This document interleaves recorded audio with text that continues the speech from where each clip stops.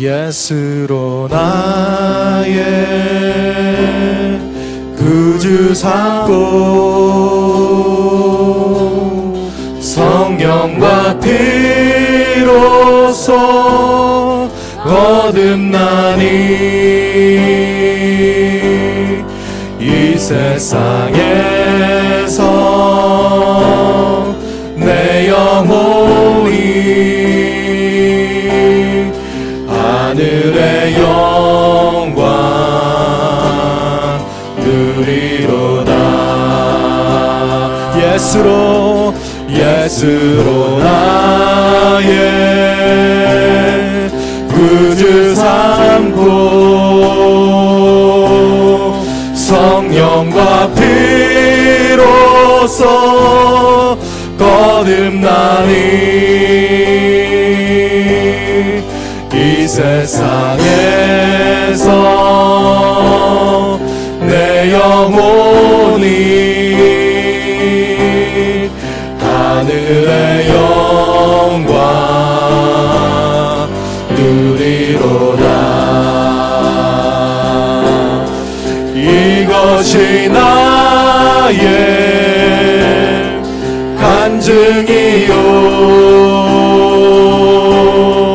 이것이 나의 찬송일세. 나 사는 동안 끊임없이 구주를 찬송하리로다.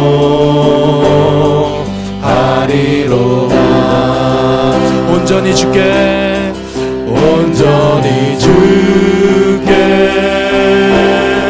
맡긴 내 영 사랑의 음성을 듣는 중에 천사들 왕래하는 것과 하늘의 영광 노리로다. 이것이 나의 간증이요 이것이 나의 찬송일세. 나 사는 동안 끊임없이 구주를 찬송하리로다. 이것이 나의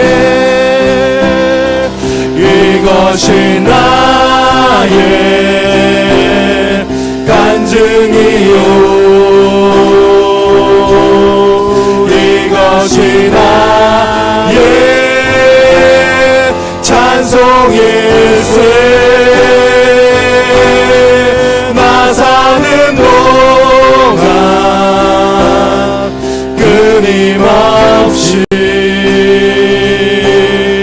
구주를 찬송하리로다.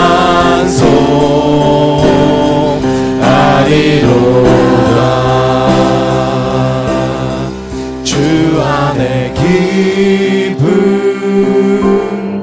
누림으로 마음의 풍랑이 잔잔하니 세상과 나는 간 곳 없고 구속한 주만 보이도다. 이것이 나의 간증이요 이것이 나의 찬송일세. 나 사는 동안 끊임없이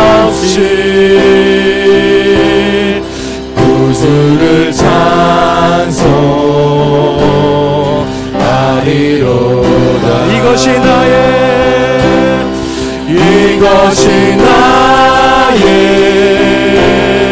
간증이요 이것이 나의 찬송일세 나 사는 동안 끊임없이 구주를 찬송하리로. 다시 한번 고백하십시다. 이것이 나의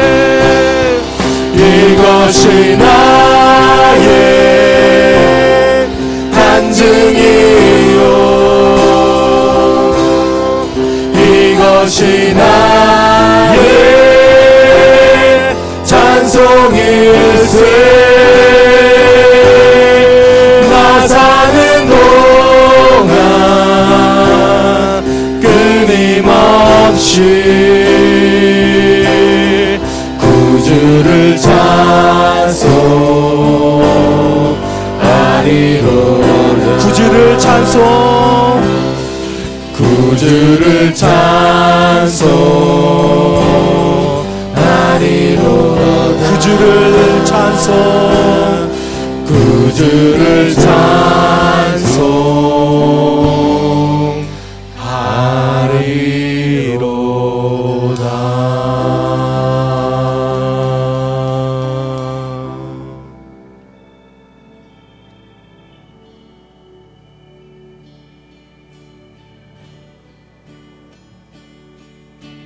주 달려 죽은 십자가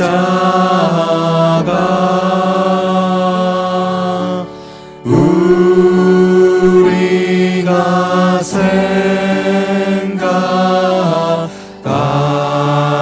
때에 세상에 속한 욕심을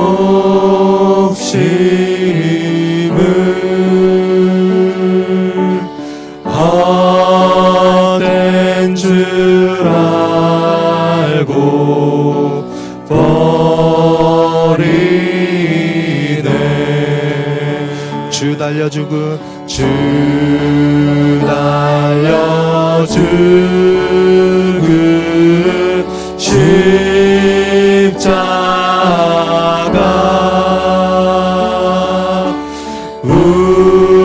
우리가 생각할 때에 세상에 속한 욕심을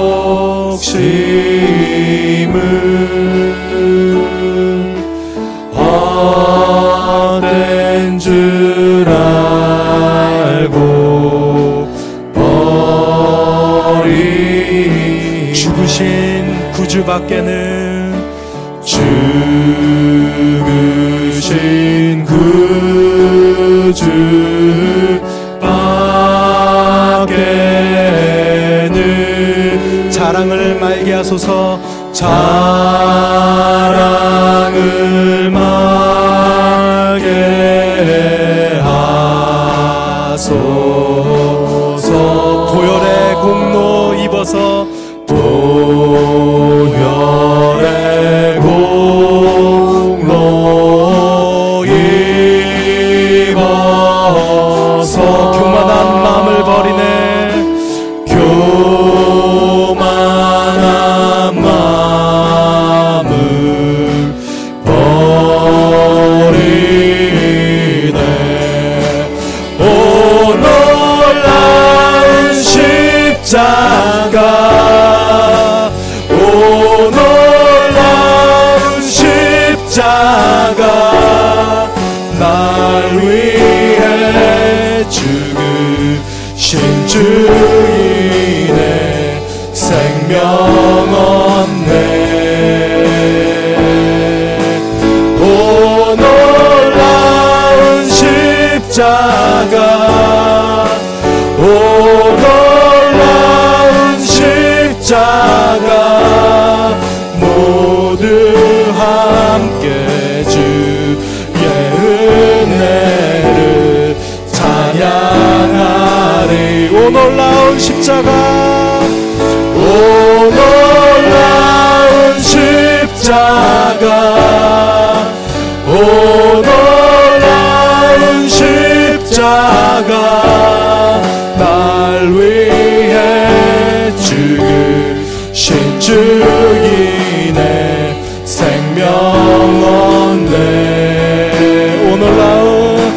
오 놀라운 십자가 오 놀라운 십자가 모두 함께 주의 은혜를 찬양하리 오 놀라운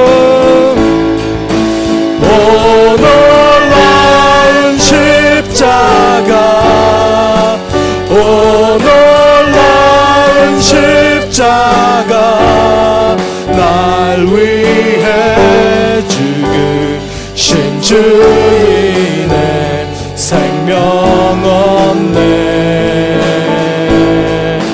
오 놀라운 십자가 오 놀라운 십자가 모두 함께 주의 은혜를 찬양하리 온 세상 만물 가져도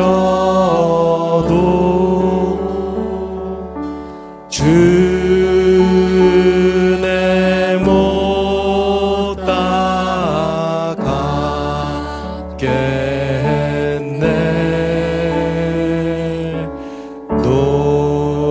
놀라운 사랑 받은 나 몸으로 재물 삼겠네 한 번 더 온 세상 만물 온 세상 만물 가져도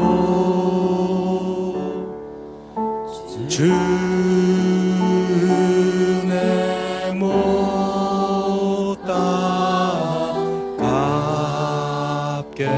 따라가겠네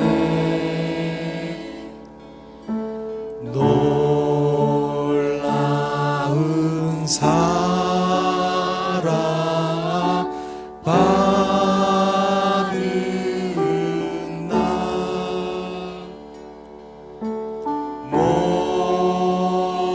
몸으로 재물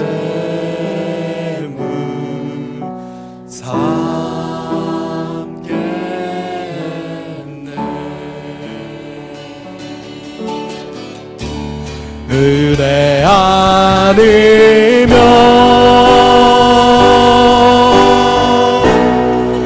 나서지 못하네 십자가의 그 사랑 능력 아니면 나서지 못하네 은혜 아니면 나서지 못하네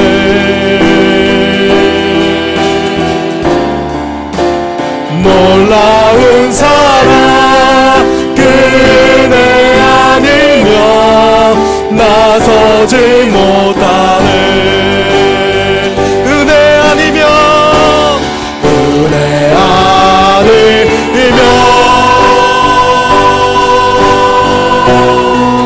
나서지 못하네 십자가 십자가의 그 사랑 능력 아니면 나서지 못하네. 은혜 아니면 나서지 못하네.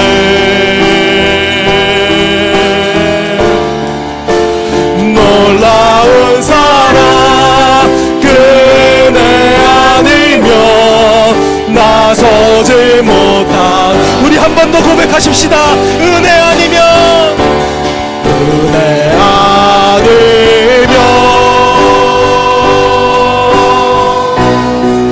나서지 못하네.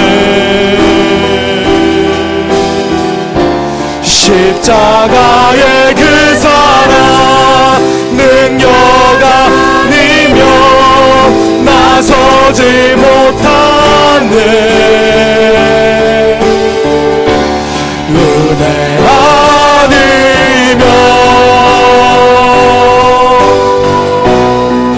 나서지 못하네.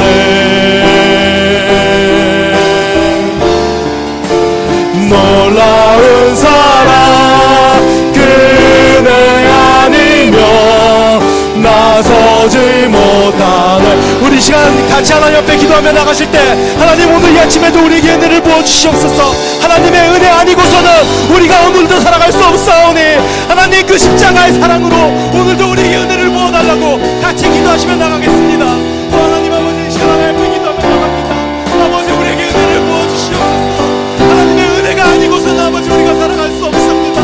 아버지 십자가의 은혜가 아니고서는 그 사랑이 아니고서는 아버지 우리가 오늘도 살 수 없사오니 하나님 우리에게 은혜를 부어주시옵소서. 하나님 우리에게 은혜를 부어주시옵소서. 하나님 우리에게 은혜를 부어주시옵소서. 하나님의 영광이 자리에 머물게 하시고 하나님의 성령이 아버지 함께하는 이 순간 아버지 우리에게 은혜를 부어주시옵소서. 아버지 은혜를 부어주시옵소서. 우리에게 은혜를 부어주시옵소서. 아버지 부어주시옵소서.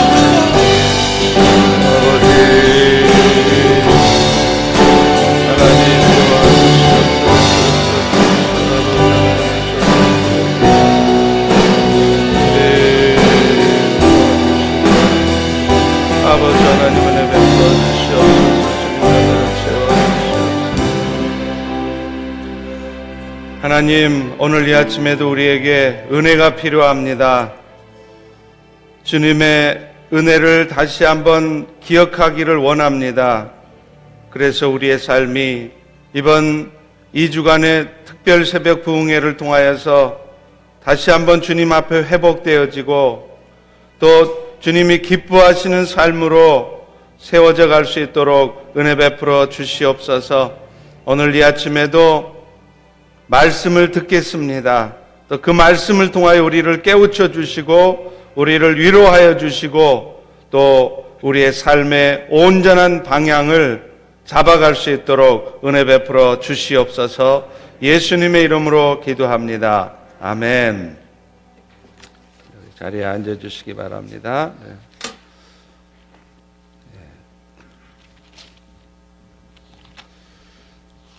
네, 오늘 부활절 특별 새벽 부흥의 네 번째 날인데요.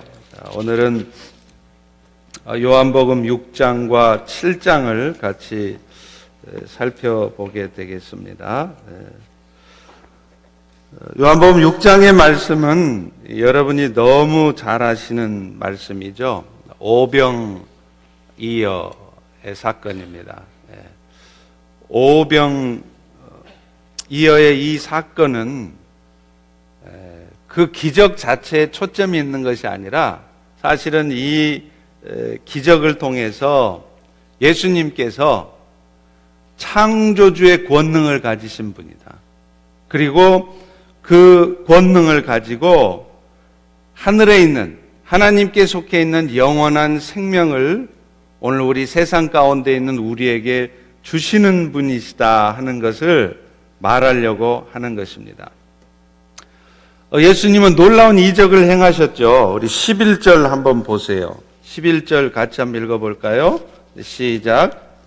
예수께서 떡을 가져 축사하신 후에 앉아있는 자들에게 나눠주시고 물고기도 그렇게 그들의 원대로 주시느니라.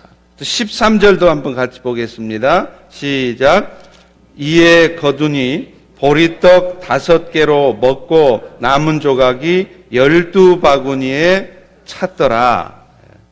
보리떡 5개하고 물고기 2마리밖에 없었는데 예수님께서 당신의 말씀을 들으려고 앉아있는 사람들을 먹이시려고 축사를 하셨더니 세상에 그 보리떡 5개 물고기 2마리를 가지고 5,000명을 먹이고도 남아서 12바구니에 찼다는 거예요. 여러분, 이런 엄청난 기적은 창조주의 권능을 가지신 분이 아니면 할 수 없는 일이겠죠. 예수님의 말씀을 듣던 사람들도 이런 놀라운 기적을 보고서 그런 고백을 합니다. 중요한 고백인데요. 우리 14절 한번 같이 읽어봅니다. 6장 14절 시작. 그 사람들이 예수께서 행하신 이 표적을 보고 말하되 이는 참으로 세상에 오실 그 선지자라 하더라. The prophet. 그러니까 예수님 말씀 듣던 사람들이 말씀으로도 은혜 받는데 세상에 오병이어의 기적을 자기들 눈앞에서 펼쳐 보이니까 이 사람들은 깜짝 놀란 거예요. 그러면서 지금 저 예수가 바로 구약 성경에 예언되어 있는 그 선지자구나, 이런 말을 한 겁니다. 그러면 이 구약 성경에 예언되어 있다고 하는 그 선지자에 대한 말씀은 어디에 나오느냐? 신명기 18장 18절에 보면 나옵니다. 거기 이런 말씀이 있어요. 내가 그들의 형제 중에서 너와 같은 선지자 하나를 그들을 위하여 일으키고 내 말을 그 입에 두리니 내가 그에게 명령하는 것을 그가 무리에게 다 말하리라. 이 말씀이 어떻게 해서 나왔느냐면 아시다시피 모세가 그 광야 생활을 하다가 하나님 앞에 말씀을 받으려고 시내산에 올라가잖아요. 근데 그때 하나님께서 모세에게 하신 말씀이 이 말씀입니다. 내가 이후로는 네 대신에 너희 형제들 중에 너 같은 선지자 한 사람을 세울 텐데 그 선지자가 나 여호와의 말씀을 모든 백성들에게 전하게 될 것이다. 여기서 말하는 그 선지자는 바로 1400년 후에 오실 메시아 예수 그리스도를 예표하는 거라는 거예요. 그러니까 예수님이 오시기 이미 1400년 전에 하나님께서는 모세를 통해서 이스라엘 백성들에게 구원주가, 메시아가 모세를 대신하는 그런 선지자 같은 사람이 올 것을 미리 예언을 해놨어요. 그래서 이스라엘 백성들은 마음속에 그런 마음이 있었습니다. 언제나 구약 성경에 예언된 그 메시아가 오려나 그랬는데 지금 예수님이 자기들 앞에서 그 엄청난 이적을 보이니까 저 사람이 그 구약 성경에 예언된 그 선지자인가? 지금 그 얘기를 하는 거예요. 이것은요, 예수님께서 이 구약에 이렇게 예언된 선지자라는 것은 예수님이 자기 스스로가 이 오병이어의 기적 후에 말씀하신 것을 통해서도 확인이 됩니다. 예수님은요, 항상 요한복음에 보면 기적을 행하신 다음에 그 기적에 대해서 설명을 하세요. 그걸 예수님의 강화라 그러는데 항상 그렇습니다. 지금 이 오병이어의 기적도 이 기적 자체가 중요한 게 아니라 이걸 통해서 예수님이 말씀하시고 싶은 게 있어요. 그게 뭐냐면 바로 예수님 자신이 하늘에서 내려온 하늘의 생명을 주시는 생명의 떡이라는 것을 말씀하려고 하는 것입니다. 지금 요한복음 6장에도 똑같이 그 말씀을 하세요. 오늘 본문 33절, 35절에 나와 있습니다. 우리 같이 한번 33절, 35절을 읽어보겠습니다. 시작. 하나님의 떡은 하늘에서 내려 세상에 생명을 주는 것이니라. 또 35절이요. 예수께서 이르시되 나는 생명의 떡이니 내게 오는 자는 결코 줄이지 아니할 터이요 나를 믿는 자는 영원히 목마르지 아니하리라. 그것뿐만 아닙니다. 그 뒤에 이 제자들과 대화를 하다가 48절에서 51절까지를 보면 더 정확하게 예수님이 말씀하세요. 거기 보면 이렇게 말합니다. 내가 곧 생명의 떡이라. 너희 조상들은 광야에서 만나를 먹었어도 죽었거니와 이것은 하늘에서 내려오는 떡이니 사람으로 하여금 먹고 죽지 아니하게 하는 것이라. 나는 하늘에서 내려온 살아있는 떡이니 사람이 이 떡을 먹으면 영생하리라. 내가 줄 떡은 곧 세상의 생명을 위한 내 살이니라. 이런 말씀을 해요. 그러니까 이스라엘 백성들이 광야 생활을 할 때 하나님이 하늘에서 만나를 내려주셨잖아요. 근데 그 만나는 그 사람들이 이 땅에서만 먹고 살 수 있게 하는 떡이었어요.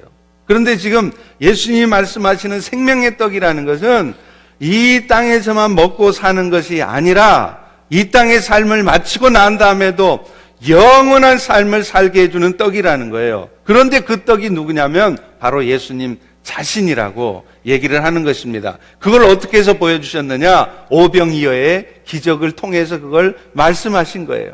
그냥 나는 하늘에서 온 생명의 떡이라 나를 먹는 자는 죽지 않고 영원히 살리라. 그런 말하면 믿겠어요, 사람들이? 그러니까 사람들이 믿지 않을 수 없도록 자기들 눈앞에 엄청난 기적을 보여주는 거예요.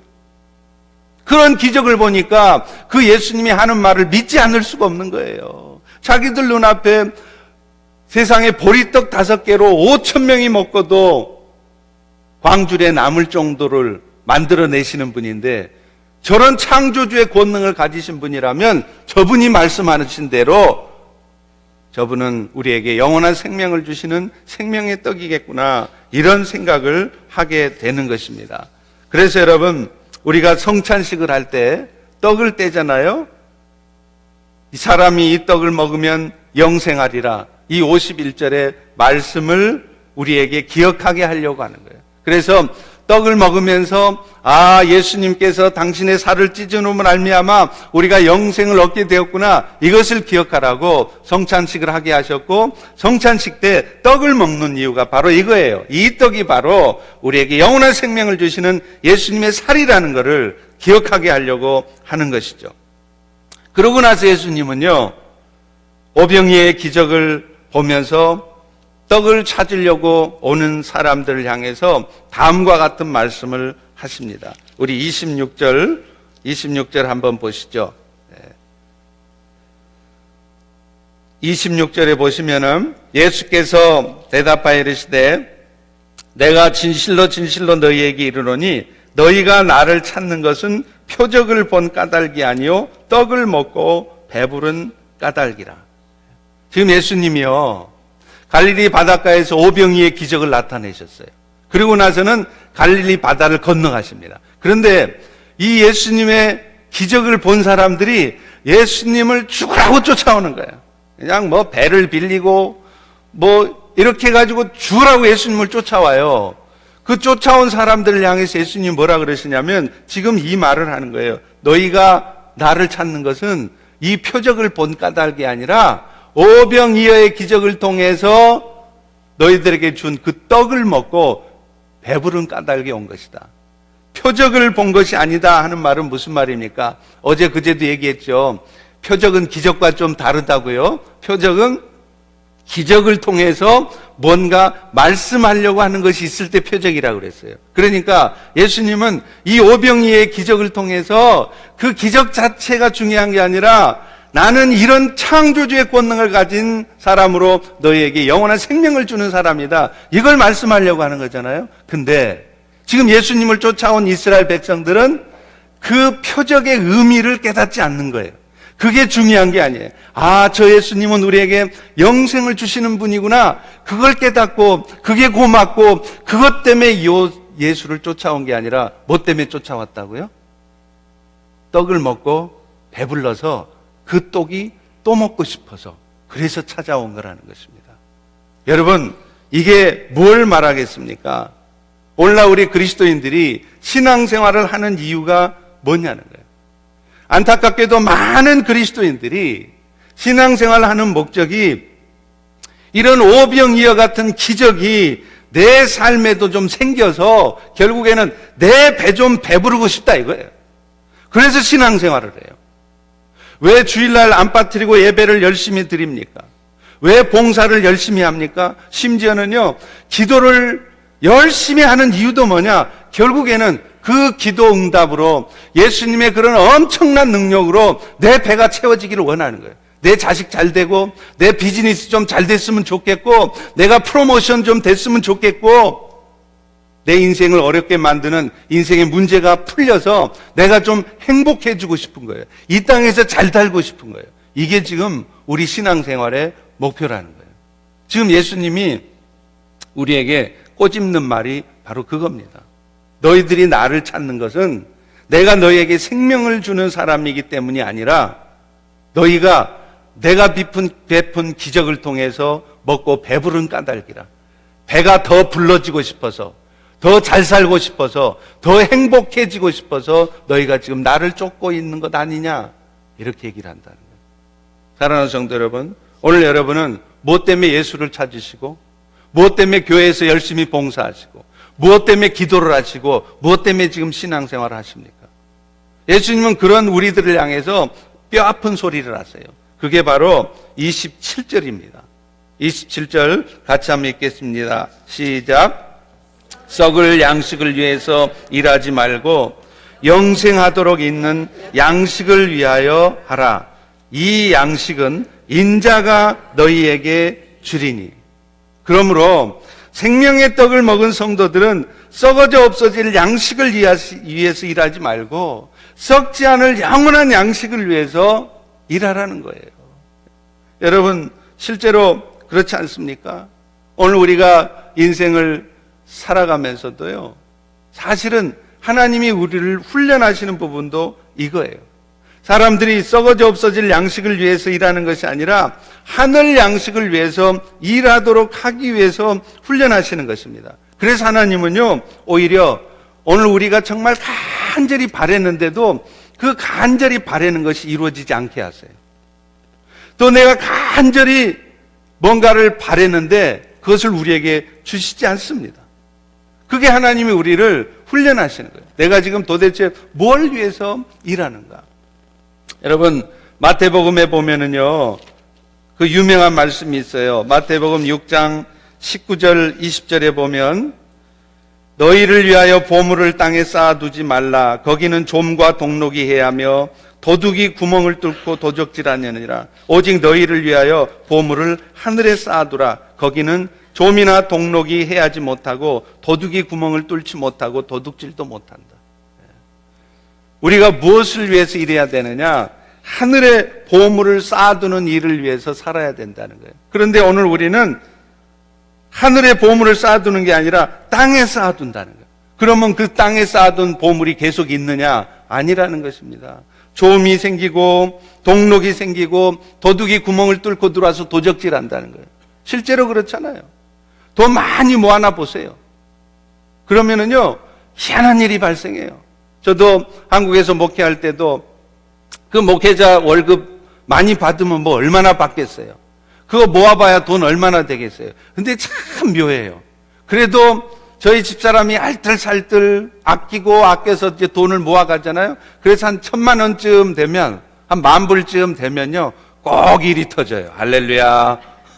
형제 중에 누구 하나가 뭐 급작하게 뭐 생겨가지고 돈이 필요하다거나 아니면 형제 중에 누구 하나가 큰 수술을 받는데 수술비가 모자란다거나 그러면 목사가 형제가 그런 어려움을 처했다는데 내 돈 그거 아끼겠다고 모른 척 할 수 있어요?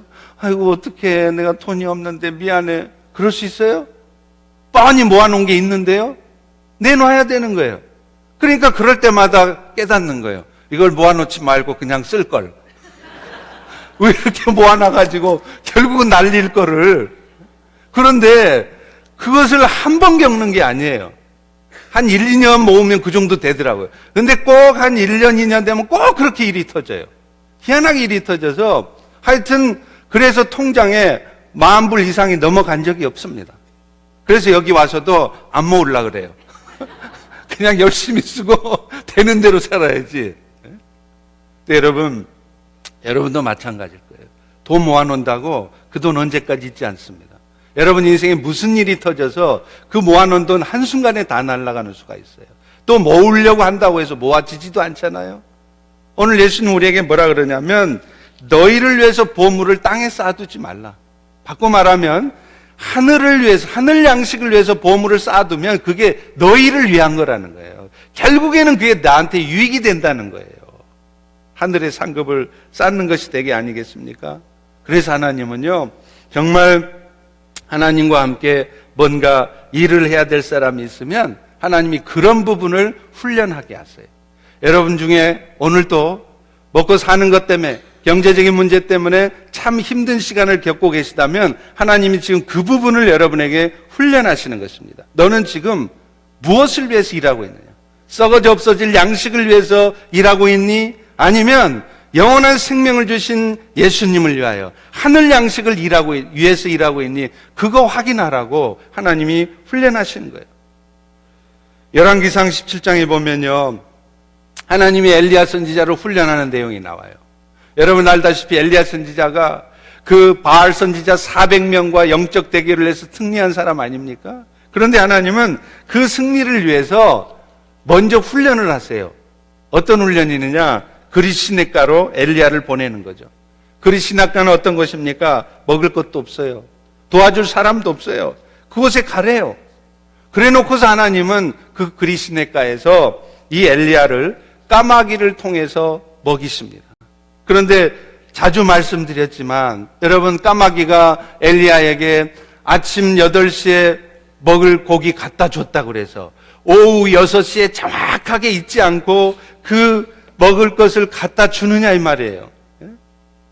아침 먹고 나면 하루 한 끼를 걱정해야 돼요. 하나님을 바라볼 수밖에 없어요. 하나님, 또 저녁은 어떻게 하실 겁니까? 또 그 다음날 어떻게 하실 것입니까?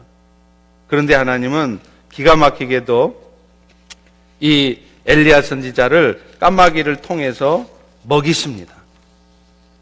그 훈련을 받고 나서 엘리야는 깨닫는 게 있어요. 아, 먹고 사는 것이 내가 힘써서 노력한다고 되는 게 아니구나. 내가 힘쓰지 않아도 정말 하늘 양식을 위해서 일하고 있으면 하나님이 공급하시는구나. 이걸 깨닫게 하려고 하는 거예요. 내 생각에는 이렇게 살다가는 곧 굶어 죽게 생겼다 싶은데 여러분, 안 굶어 죽습니다. 또 반대로요, 이렇게 열심히 살면 내가 돈 많이 벌고 행복하게 살 것 같죠? 근데 그게 잘 안 돼요. 다 될 것 같은데요, 막판에 뒤집어져요. 뭔가 일하는 사람들 얘기를 들어보면 당신이 이번에 추진하고 있는 프로젝트, 이번 계약은 100% 성사됩니다. 반드시 될 겁니다. 그런데요, 다 될 줄 알았던 계약이 막판에 틀어져요. 하나님이 하시는 거예요. 이번에는 틀림없이 내가 프로모션 될래나 했는데 주변 사람들이 당신 이번만큼은 틀림없이 프로모션 됩니다. 헌데 막판에 틀어져요. 내가 안 되고 딴 사람이 되는 거예요. 여러분, 우리 인생에 자주 이런 일을 겪습니다. 아마 여러분들 중에도 이런 경험을 하신 분들이 많을 거예요. 왜 그렇습니까? 이 모든 상황들을 통해서 결국은 하나님께서 우리에게 주시는 메시지가 있어요. 내 힘으로 살지 말라는 거예요. 썩어져 없어질 양식을 위해서 살지 말라는 거예요. 그거 너희가 원하는 대로 양식이 모아지지도 않고 그 양식 모아졌다 한들 한순간에 날아가는 수가 있다. 그러니 그 썩어져 없어질 양식을 위해서 일하면서 땅에다가 보물을 자꾸 쌓으려고 하지 말고 하늘에 그 보물을 쌓으라고 그렇게 말씀을 하시는 것입니다. 예수님을 따르던 사람들도요, 이런 예수님의 말씀을 듣고서 깨닫는 게 있어요. 그래서 질문을 합니다. 28절에 질문을 하죠. 거기 보세요. 요한복음 6장 28절에 보면 뭐라고 질문을 합니까? 그러면 어떻게 해야 하나님의 일을 합니까? 이제 뭔가 좀 깨달은 거죠. 그때 예수님이 놀라운 대답을 하세요. 그 대답이 29절이에요. 같이 한번 읽습니다. 시작. 예수께서 대답하여 이르시되 하나님께서 보내신 일을 믿는 것이 하나님의 일이니라 하시니. 이렇게 말씀을 해도 자꾸만 우리는요, 이렇게 말해요. 그래도 우리가 할 일은 해야지 하면서 사람이 해야 할 일에 초점을 많이 두고 있습니다. 그런데 사람이 해야 될 일에 초점을 많이 둘 것이 아니라 먼저 하나님이 하실 것을 믿으라는 거예요. 그렇게 먼저 믿어드리는 것이 하나님이 일을 하는 것이라는 거예요. 도저히 안 될 것 같은 상황에서도, 도저히 불가능해 보이는 그런 상황에서도 우리 하나님이 하시면 될 것입니다. 이런 믿음을 먼저 가더라는 거예요. 이게 사실 하나님의 일이라는 거예요. 그런데 우리는요, 하나님의 일들을 거꾸로 합니다. 하나님이 하실 것이라는 믿음이 없어요. 그래도 사람이 해야지. 그래도 사람이 열심히 준비하고, 사람이 열심히 계획하고, 사람이 할 걸 하고 나서 하나님도 역사하는 거지. 그 말은 맞죠. 사람의 준비를 하지 말라는 얘기가 아닙니다. 사람이 해야 될 계획, 이런 거 하지 말라는 얘기 아니에요. 그런데 우리는 말은 주님이 하신다고 하면서도 하는 짓을 보면 전혀 주님이 하신다는 것을 믿지 못하는 모습이에요. 그러니까 결국은 사람들이 해야 될 일을 많이 하는 거예요. 하나님이 하신다는 믿음이 있으면 굳이 염려하지 않아도 되고, 굳이 하지 않아도 될 일을, 굳이 하지 않아도 될 말을 하면서 사람이 해야 될 일에만 초점을 둔다는 거예요. 그런데 진짜 하나님의 일은 뭐냐? 하나님이 하실 것을 먼저 믿으라는 거예요. 하나님이 하실 것을 먼저 믿는 사람들은 말이 달라집니다. 행동이 달라져요. 하나님이 하실 것을 믿고 있기에 나는 오늘 또 아무것도 안 해도 하나님 다 하실 줄로 믿습니다 하고 가만히 있느냐? 그렇지 않아요. 하나님이 하실 것을 믿는 사람들이 오히려 더 열심히 합니다. 최선을 다합니다. 그러나 마음속에 이렇게 해서 과연 될래나?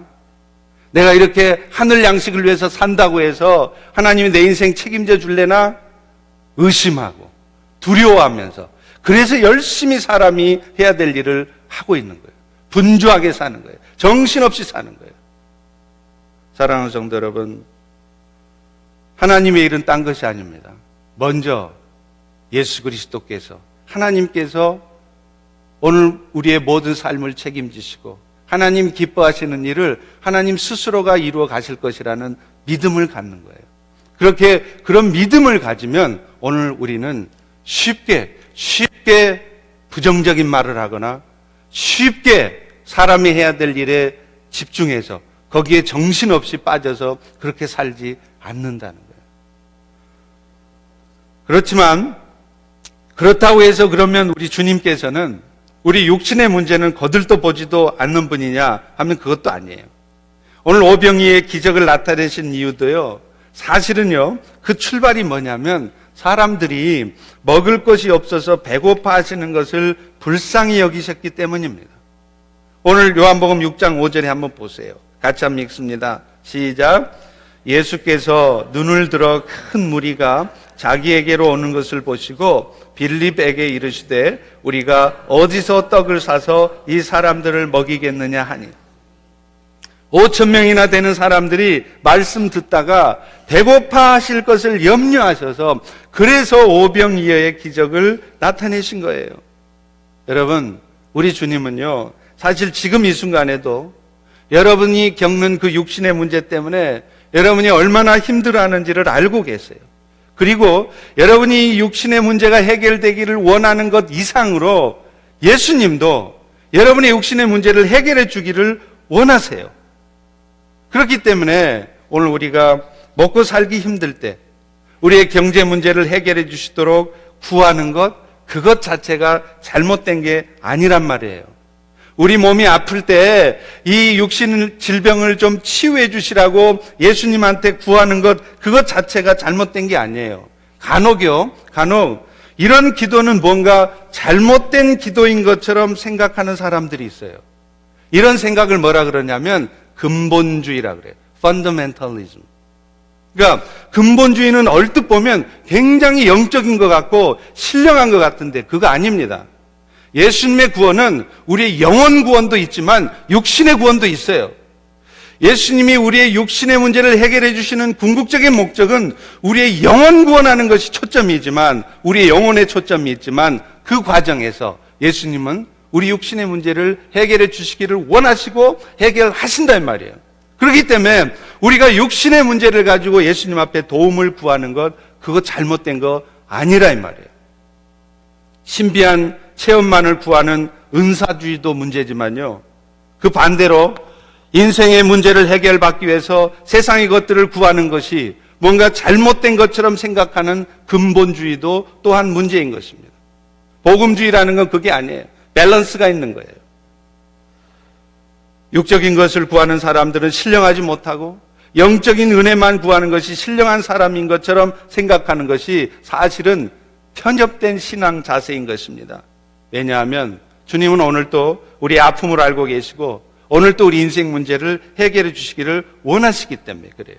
그래서 오병이의 기적을 나타내신 것입니다. 그러나 우리가 정말 기억해야 될 것은, 그런 오병이어 같은 기적을 통해서 우리의 삶이 이 땅에서 행복해지고 풍요로워지는 것, 그것이 우리의 신앙생활의 목표가 되어서는 안 된다는 것입니다. 오늘 또 썩어질 양식을 위해서 일하지 않고 영생하도록 있는 그 양식을 위해서 일하는 여러분이 되시기를 바랍니다. 이제 7장에 가면은요, 이 초막절 절기 때 예수님이 하시는 말씀이에요. 초막절에 예수님은 초막절의 생명수와 같은 분이셔서 우리 배 안에 넘쳐 흐르는 생명수를 공급하시는 분이시다. 이걸 7장이 얘기를 하고 있습니다. 오늘 요한복음 7장은요, 유대인의 절기 중에 이 초막절이라는 절기를 배경으로 하고 있습니다. 유대 사람들이 지켜야 될 3대 절기가 있어요. 그 중에 하나가 바로 이 초막절이에요. 성경의 다른 부분에 보면 장막절 혹은 수장절이라고도 씁니다. 이 초막절을 지키는 이유는 뭐냐면, 이스라엘 백성들이 광야 생활 동안 하나님께서 그들을 지켜주신 은혜를 기억하도록 하기 위해서 이 초막절을 지내요. 그래서 일주일 동안 집 바깥에다가, 집 멀쩡한 집 놔두고 집 바깥에다가 텐트를 치고 장막을 치고 좀 힘든 시간들을 보내는 거예요. 그런데요, 이 초막절 마지막 날 어떤 행사가 있느냐면, 성전 앞에서 모여서 함께 행사를 하는데, 스가랴 14장 8절의 말씀에 근거해서 실로암 못에서 물을 길어와 가지고 제단에다가 물을 붓는 행사가 있어요. 근데 그 스가랴 14장 8절이 뭐냐면, 그 날에는 예루살렘에 생수가 솟아나리라. 스가랴 선지자가 언제입니까? 예수님 오시기 훨씬 전이죠. 이 스가랴 선지자, 예수님 오시기 400~500년 전의 선지자가 말씀하시기를, 그 날이 되면 예루살렘에 생수가 솟아날 것이다. 이 말씀을 기억하면서 이스라엘 백성들은 초막절을 지내면서 그 행사를 했어요. 실로암 못에 가서 물을 떠다가 이 제단에다가 붓는 거예요. 그럴 때 성가대는 이 찬양을 합니다. 그게 뭐냐면 13장 1절이에요. 스가랴 13장 1절인데, 그 날에는 죄와 더러움을 씻는 셈이 다윗의 족속과 예루살렘 거민을 위하여 열리리라.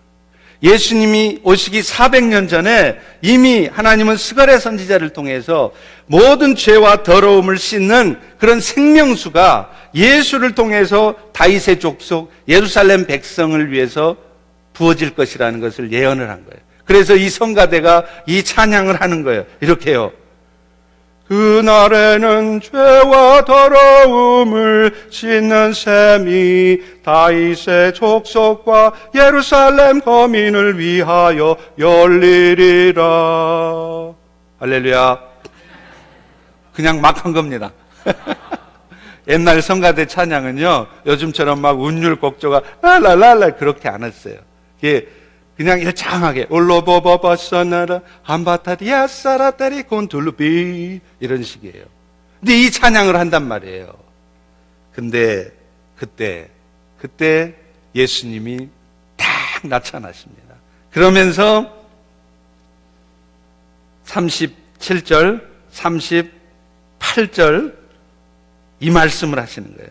명절 끝날 곧 큰 날에 예수께서 외쳐 이르시되 누구든지 목마르거든 내게로 와서 마시라. 나를 믿는 자는 성경의 이름과 같이 그 배에서 생수의 강이 흘러나오리라. 초막절 행사 중에 이 스가랴 14장 8절의 말씀이 낭송되는 그 말씀의 주인공이 바로 예수님 자신이시라는 것을 선포하는 거예요. 여러분, 이게 얼마나 시기적절합니까? 엄청나잖아요? 여러분, 사실 예수를 믿는 자들은 일생 동안 예수님이 말씀하신 것처럼 지속적으로 생명수를 공급받아요. 이 생명수를 통해서 나 자신만 살 뿐이 아니라 남도 살려줄 수 있는 생명수입니다. 에스겔 47장 1절에서부터 12절에 보면 하나님이 에스겔 선지자에게 환상을 보여주잖아요. 그 환상 가운데 성전에서 흘러나오는 생명수가 죽었던 사해 바다를 살리는 모습이 나와요. 에스겔 47장 9절에 보면 이 강물이 이르는 곳마다 번성하는 모든 생물이 살고 또 고기가 심이 많으니 이 강이 이르는 각처에서 모든 것이 살 것이라. 그리고 더 놀라운 것은요, 이 생명수를 맛보는 나무가 그 잎사귀가 푸르게 되고 그 잎사귀를 먹는 사람들이 또 다른 사람들이 치료를 받는다는 거예요. 그래서 에스겔 47장 12절 마지막에 보면 이렇게 말합니다. 그 생명수가 있는 강 좌우에는 각종 먹을 과실 나무가 자라서 그 잎이 시들지 아니하며 열매가 끊이지 않고 그 잎사귀는 약재료가 되리라. 그런데 이 약재료가 된다는 이 말씀이 히브리어로 뭐냐면 라파예요. 여호와 라파 들어보셨죠? 여호와는 치료자시니라. 그러니까 이 말이 무슨 말입니까? 그 생명수를 먹으면 잎사귀들이 푸르러져서 그 잎사귀들 자체가 남을 치료하는 치료제가 된다는 거예요. 이것은 뭘 의미하느냐? 예수님의 생명수를 마신 여러분들은 살아나게 될 것입니다.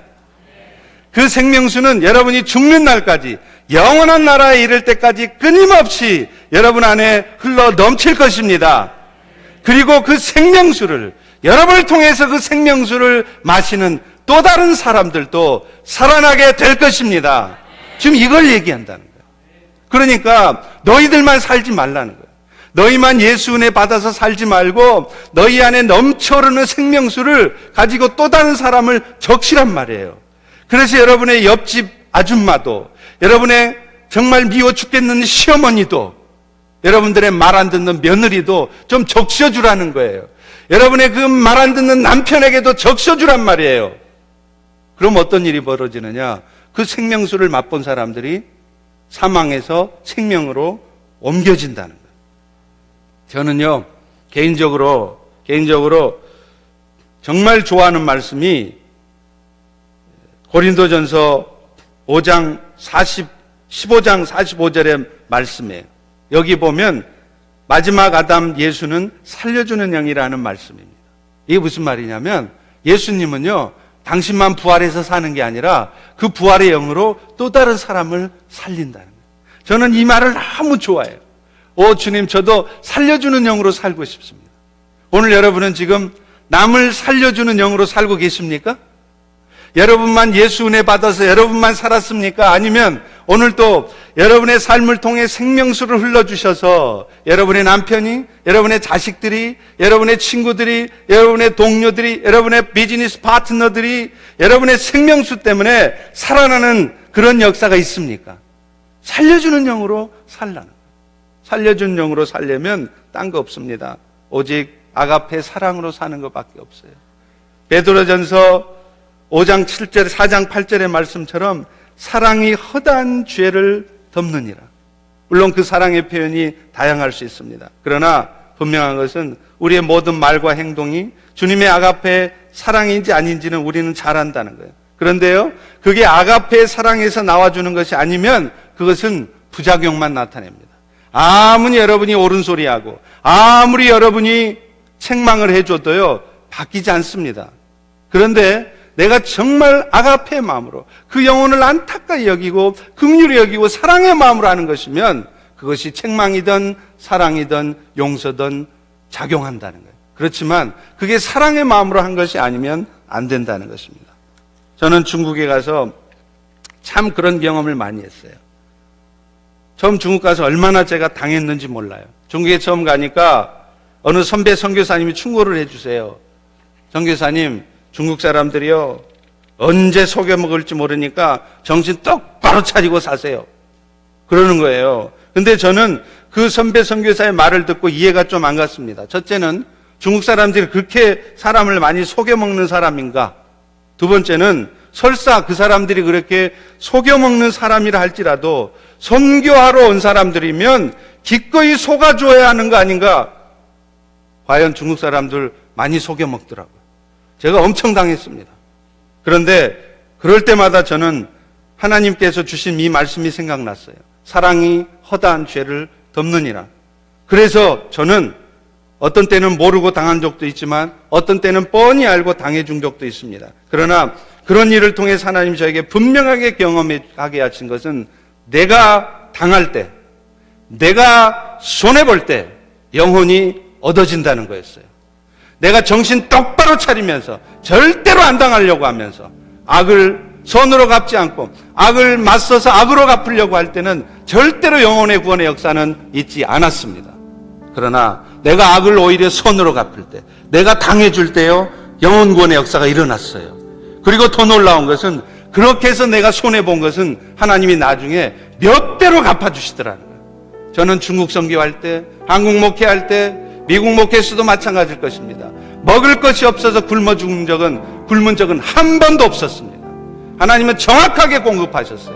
내가 기꺼이 당해줬지만, 손해봐줬지만 그것 때문에 망하지 않았습니다. 오늘도 여러분, 살려주는 영으로 사십시오.